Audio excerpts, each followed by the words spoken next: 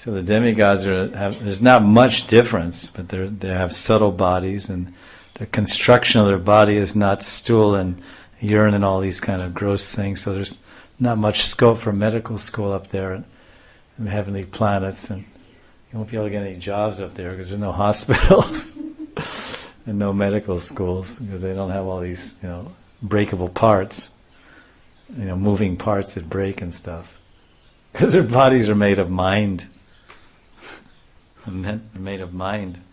We have our mental body also, but unfortunately, strapped on top of that mental body is a big, messy, heavy, gross body, linga sharira, I believe so. Shukshma sharira is the subtle body, the mental body.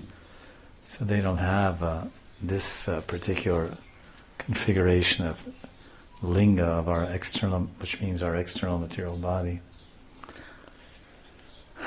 But they have it's mind, but they have mind and mind, or outside mind, inside mind, or inside mind and outside stool, urine, pus, bones. They don't have bones.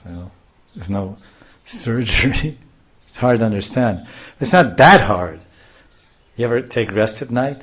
And did you ever dream? And then in the swapna, then you see what? Do you see air? Everything. You see bodies. What are they made of? What are those bodies made of you see in a dream? Mind.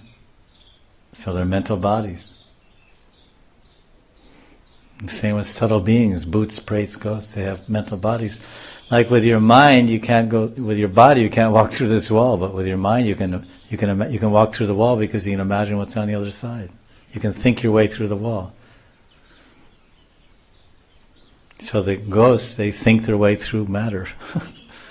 Ghosts can pass through the wall. They don't have to go through the front door.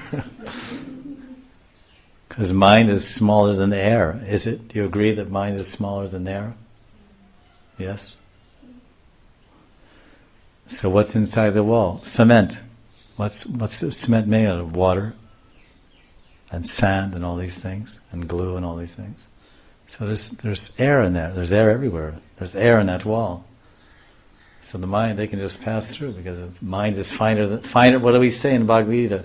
Finer than the body is the senses. Finer than the senses is the mind. Finer than the mind is the intelligence.